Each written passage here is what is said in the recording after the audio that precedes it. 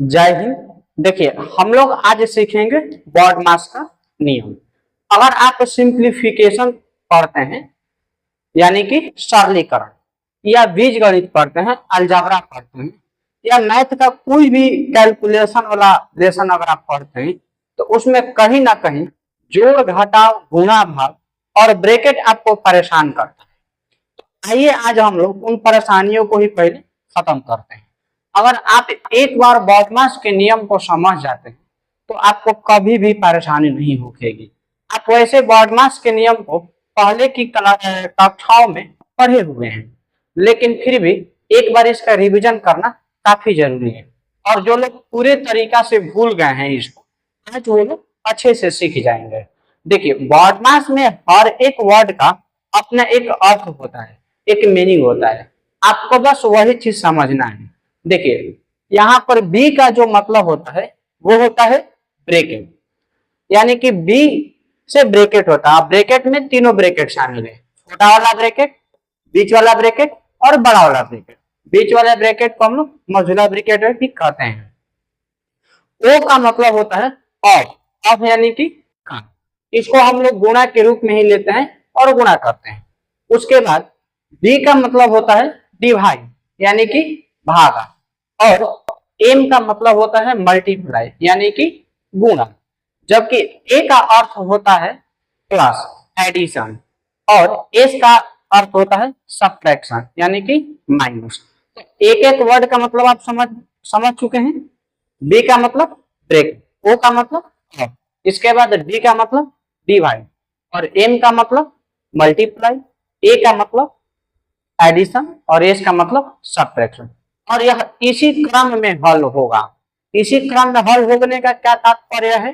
तो इसका यह तात्पर्य है कि पहले ब्रैकेट हल करेंगे, इसके बाद ऑफ हल करेंगे, फिर हम लोग उसमें डिवाइड हल करेंगे, फिर मल्टीप्लाई, ऐड और तब सब्ट्रैक्ट हल करेंगे।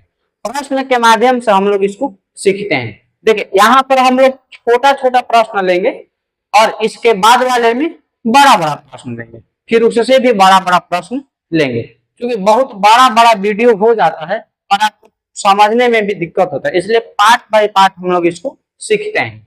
आसान से शुरुआत किया जाए। यहाँ पर आप देख रहे हैं कि लिखा हुआ है 13 माइनस 5 गुणे 2। तो सबसे पहले हम लोग इसमें किसको हल करेंगे? गुणा को हल करेंगे। तो हल करिएगा तो 13 माइनस 5 दूनी 10।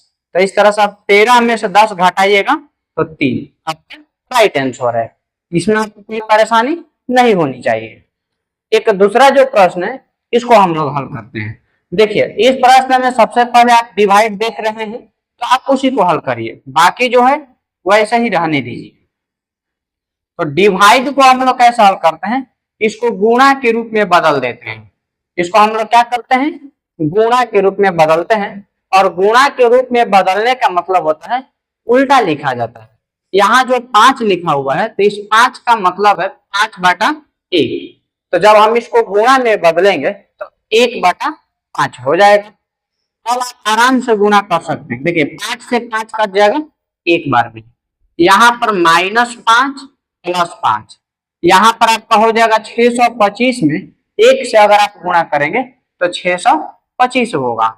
इसके बाद -5, फिर आप यहाँ पर जब इसको जोड़िएगा तो ये हो गया 630, और एक बार दोबारा 5 घटा दीजिए, ये हो गया आपका 625। यानी कि इस प्रश्न का सही आंसर क्या है? 625 है।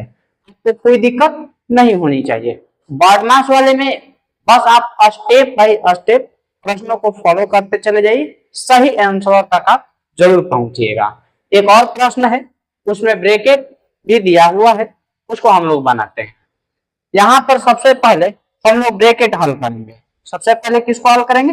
ब्रैकेट को हल करेंगे। तो ये जो आपका 8 रहने दीजिए, 2 रहने दीजिए, यहाँ पर आपको हल करना होगा 2।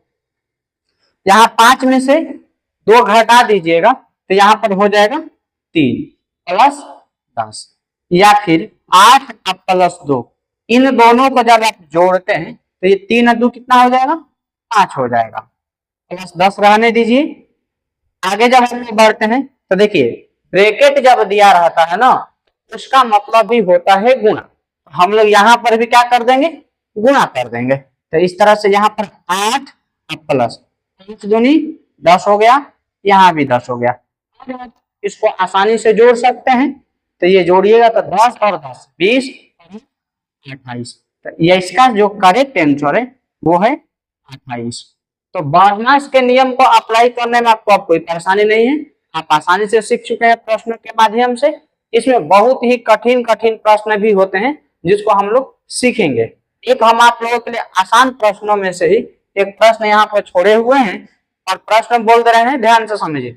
31 माइनस 4 गुणे 12 भागा 12, इसमें से बताना है कि इसका सही आंसर क्या हो।